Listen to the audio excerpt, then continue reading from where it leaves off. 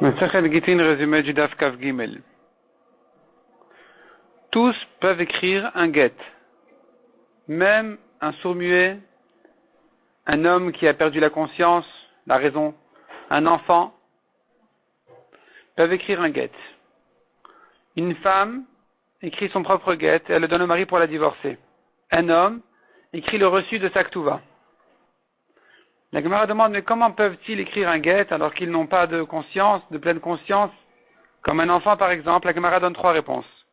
Les trois réponses en réalité sont basées sur une grande marloquette fondamentale dans Gittin, à savoir qui sont les témoins essentiels du get. Est-ce que ceux qui ont signé ou ceux qui ont vu le divorce? Selon Rabbi Meir, Ede Khatima Karte, les témoins signés sont eux qui font le divorce. Selon Rabbi Elazar, Ede Mesira Karte, c'est les témoins qui ont vu que le mari a donné le get à sa femme, qui sont les témoins essentiels. D'après Rabbi Meir qui dit que la signature c'est l'essentiel, il n'a pas besoin d'écriture dans le get, même s'il a écrit, bien sûr qu'il en faut, mais il n'y a pas besoin qu'elle soit faite l'ishma. Donc même un enfant peut faire un get, même un goy, pour écrire un get, du moment qu'il a été signé l'ishma au nom de cette femme-là, c'est kasher. Donc notre Mishnah pourrait penser comme Rabbi Meir, et donc on n'a pas de problème qu'un enfant fasse un get. Deuxième réponse, notre Mishnah pense comme Rabbi Elazar, qui dit que les témoins essentiels sont les témoins qui ont vu le passage du get de main en main, et que donc d'après eux, la signature n'est pas l'écriture du get essentiel. Quand la Torah dit d'écrire un get, elle ne parle pas des signatures, elle parle du get lui-même. Et pourtant, il aurait fallu que le get il soit fait l'ishma. Comment est-ce que tu peux dire qu'un enfant peut le faire? Sur ça, la Gemara donne deux options. Soit il faut dire qu'il y a un adulte qui a surveillé, plutôt un adulte qui lui a dit fait pour telle femme. Soit ils ont laissé, les enfants ont laissé, l'enfant, le cheresh, le shotel, le katan, ont laissé la ligne essentielle du get pour qu'elle soit écrite l'ishma. Mishnah suivante. Tous peuvent amener un get. N'importe qui peut être shaliach pour amener un get, sauf un cheresh shotel katan qui n'ont pas une pleine conscience. Un aveugle aussi, un goy aussi ne peuvent pas l'amener. Si maintenant, quand il a reçu le get, il était petit et il a grandi, il ne peut pas lui donner. De même, s'il était aveugle et de même, s'il était cheresh, il était sourd-muet et il a guéri, il était aveugle, il a guéri, il était shoté, il a guéri, il était goy, il s'est converti, tout cela, puisque quand ils ont reçu le get, ils étaient psulim, ils ne peuvent pas le donner ensuite à la femme. C'est par contre au début, ils étaient ksherim. Après, ils se sont abîmés, ils ont eu un problème. Et après, ils ont reguéri. Dans ce cas-là, ils peuvent donner. La Gemara dit, je comprends pourquoi cheresh shoté vekatan ne peuvent pas être un shaliach, parce qu'ils n'ont pas une pleine conscience. Je comprends pourquoi un goy ne peut pas être shaliach, parce que il n'est pas concerné par ces halachot de mariage et de divorce. Mais un aveugle, quel est le problème? La Gemara propose une première réponse qui est repoussée, une deuxième réponse, et finalement la Gemara dit que la raison de l'aveugle, elle est parce que le get est arrivé de Chutz La'aretz. Il s'agit qu'un get est arrivé de Chutz La'aretz, il est aveugle, il ne peut pas dire qu'il a été fait devant lui. Puisqu'il ne peut pas dire qu'il a été fait devant lui, alors il ne peut pas devenir shaliach. La Gemara conclut que d'après ça, si il a reçu le get quand il était voyant, et qu'ensuite il s'est aveuglé, même s'il n'a pas guéri à la fin, il est kasher. Il peut amener le get en disant que ça a été fait devant lui. La Gemara ensuite traite le cas d'un eved. Est-ce qu'un eved, un esclave, il peut devenir shaliach ou il peut pas devenir shaliach? La Gemara ramène là-dessus deux opinions.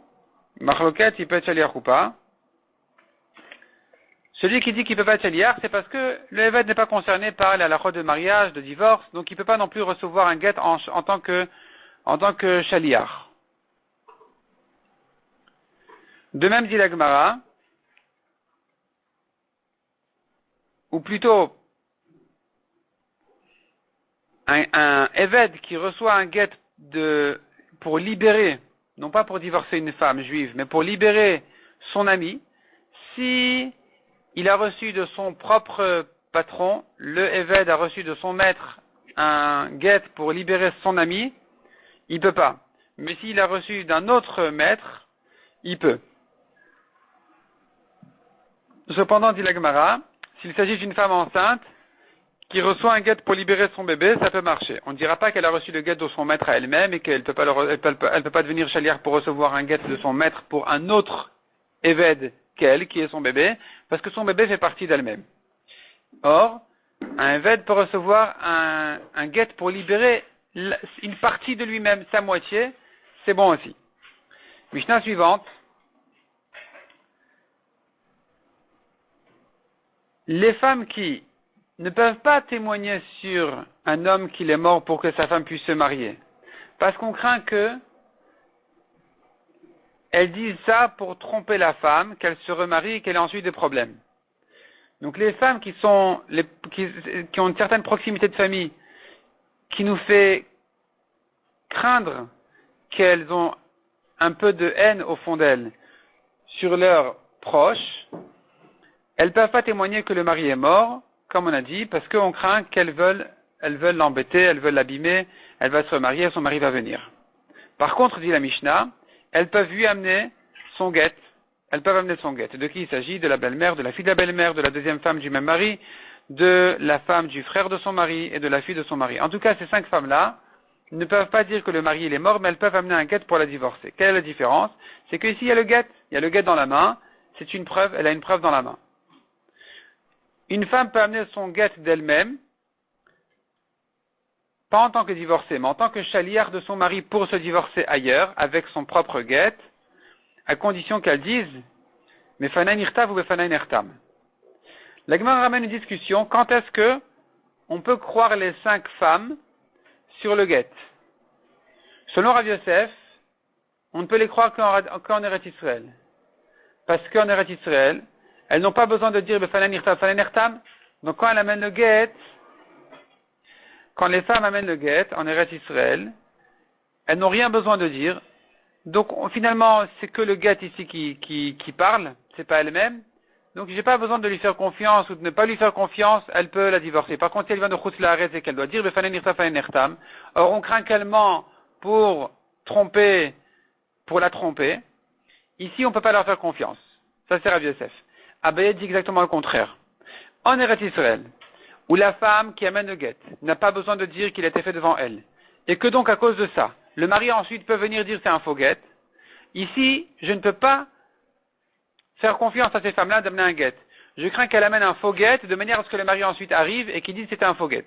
Parce qu'elle veut justement embêter. Elle veut l'embêter.